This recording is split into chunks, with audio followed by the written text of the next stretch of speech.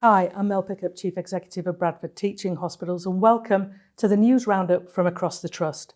This week, I want to share with you news about an exciting clinical trial on hearing loss, which is taking place at our Listening for Life Centre.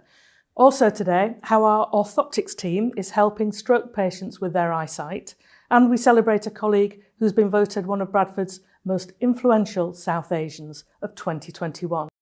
But first, yet again, Bradford is at the forefront of clinical research, and this time we're taking part in the world's first study into the best treatment options for adults living with severe hearing loss.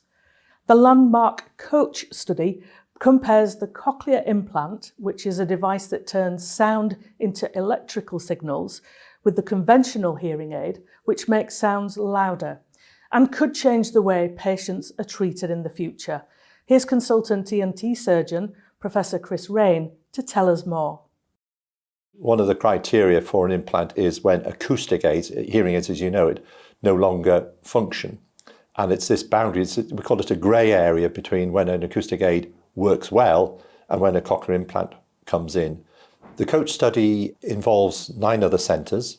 We've been allocated to try and pick about 18 patients, and there'll be a 50-50 split between 9 having a cochlear implant and 9 having a hearing aid. The impact of this is, I think, twofold. One is to make sure that the new criteria for cochlear implants is sustainable, but the other is learning how to help patients with hearing aids and making sure that they are programmed appropriately. And this will go towards National Institute of Clinical Excellence to help government funding for patients. So I think it's going to be very meaningful data.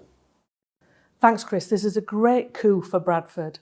Now, did you know that 6 out of 10 people who experience a stroke are left with sight problems as a result? Over the last year, 2 of our orthoptists, Deborah Steele and Catherine Barton, have been visiting our stroke unit to carry out visual assessments on patients while they're still in hospital as part of a bid to speed up their recovery. Here's eye specialist Deborah to explain the thinking about the new service. For the last 12 months, we've been able to offer vision assessments on the stroke ward.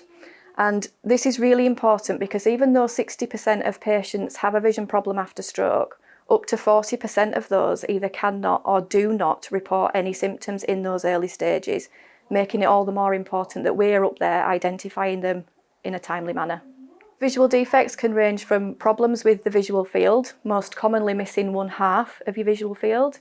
They can also have double vision, problems with visual perception, and reduced or blurred central vision. All of these visual problems have the potential to be a barrier to successful rehabilitation.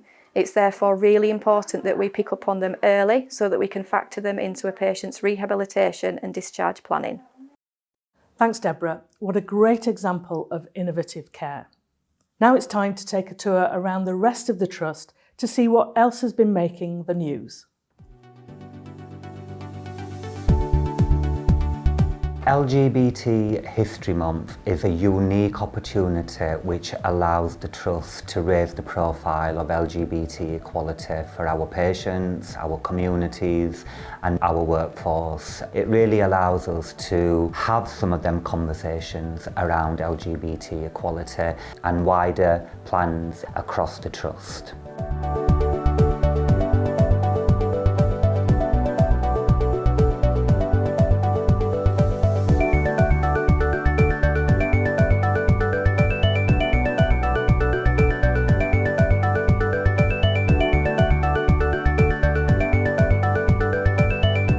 It's an absolute huge honour to be recognised by my city that I work in. Work that we've done as part of a team is a real privilege, and there's so much more to do.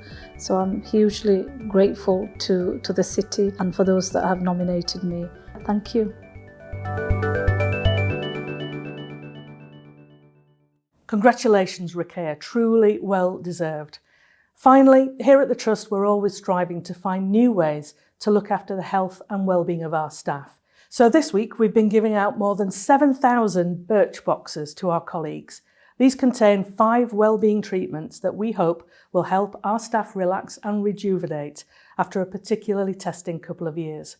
Senior Organisational Development Manager Lisa Folkingham has been involved in the project.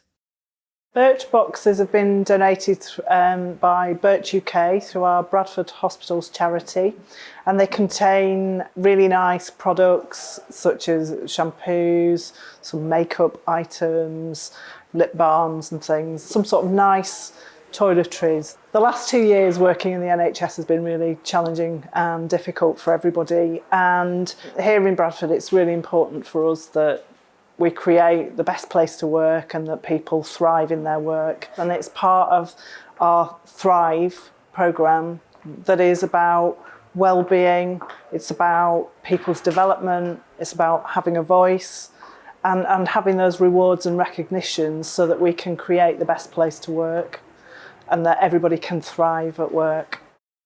Thanks, Lisa. What a fantastic initiative. Well, that's about it for this week. As usual, all our latest news and updates can be found on our social media channels, Twitter, LinkedIn and Facebook.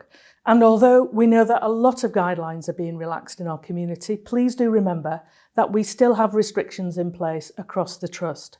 If you're visiting a patient, don't forget to take a lateral flow test. And as a general rule, please remember hands, face, space. Stay safe and well, and I look forward to seeing you again this time next week. Bye-bye for now.